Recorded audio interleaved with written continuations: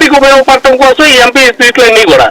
కాబట్టి బీజేపీ జనసేన పొత్తు అనేది 10 సీట్లలో వాళ్ళు నిర్ణయించుకోవచ్చు, వాళ్ళు పొత్తులు కుదుర్చుకోవచ్చు. కానీ ఈ 65 స్థానాలకు తక్కువ వీళ్ళు ఒప్పుకునే పరిస్థితి అయితే లేదు. అది కాకుండా మీరు ఇంకా ఎక్కువగా ఊహిస్తున్నారేమో, ఎందుకంటే చాలా క్లియర్ గా 30 స్థానాలకి ఓకే అయిపోయింది. ఎందుకంటే ఆ ముక్క బయటకు వచ్చిన తర్వాతనే ఇవాళ విశాఖపట్నంలో 4 పేర్లను ప్రకటించేశారు పవన్ కళ్యాణ్ గారు. అట్లాగే రేపు తూర్పుగోదావరిలో కూడా ప్రకటించబోతున్నారు.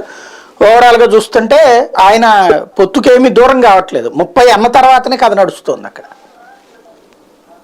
జనసేన అయితే కలవచ్చు, 30 కాదు 30-35 మధ్యలో అయితే జనసేన టీడీపీ కలిసి పోటీ చేయొచ్చు. కానీ బీజేపీ కూడా ఎమ్మెల్యే స్థానాలని అడుగుతా ఉన్న పరిస్థితి ఉంది. కాబట్టి వీళ్ళు నాకు తెలిసి వీళ్ళ డిమాండ్ అయితే పవర్ షేరింగ్ తో పాటు 60 స్థానాలు వీళ్ళు అడుగుతున్నట్లు.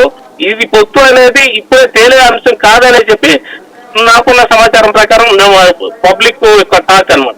రైట్. అట్లా అయితే ఈ పొత్తు అంటే ఓట్ షేరింగ్ అనేది జరుగుతా ఉంది, జరిగే అవకాశం అయితే ఉంటుందని చెప్పి అనుకుంటా ఉన్నారు.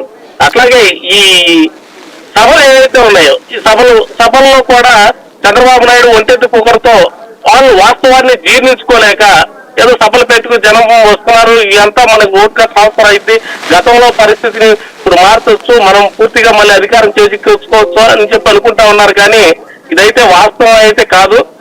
మనకున్న పరిస్థితి ప్రకారం, ఇప్పుడున్న పరిస్థితి ప్రకారం టీడీపీకి అంత గ్రాఫ్ అయితే లేదు.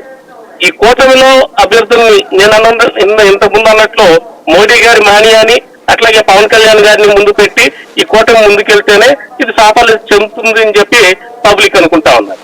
రైట్. సుహాసిని ఆనంద్ గారు, మీ పార్టీ పరిస్థితి ఇప్పుడు అందరికీ అర్థం కాకుండా ఉంది, మీకన్నా ఏమన్నా అర్థమైందా? సాయి గారు నమస్తే, ప్యానెల్లో ఉన్న అందరికీ కూడా నమస్కారం. ఏదో ఒక స్ట్రాటజీ ఉండే ఉంటుందండి. భారతీయ జనతా పార్టీ మూవ్స్ అన్ని కూడా చాలా స్ట్రాంగ్ గానే ఉంటాయి. A decision we are also waiting. Actually ఈ రోజు ఒక ఫంక్షన్ లో కూడా కలవడం జరిగింది. నేను పురంధేశ్వరి గారు మేడం ని కూడా కలిశాను, మాట్లాడుకున్నాము, అందరూ మీట్ అయ్యాం. కానీ ఏమీ ఆ విషయం అయితే ఏమీ బయటకి ఏమీ రాలేదు, ఎందుకంటే మా దగ్గర కూడా చర్చకు రాలేదు. So I think still on the way. మరి ఏమవుతుందో తెలీదు. బట్ ఏమోనండి, అందరూ కూడా మొదట్లో ఉన్నంత ఇది ఇప్పుడు అన్ని మర్చిపోయి ఎవరి పనులు వాళ్ళు చేసేసుకుంటున్నాము. అన్ని పార్టీస్ అట్లాగే ఉన్నాయి కాబట్టి ఇంకా పొత్తు is the only last resort.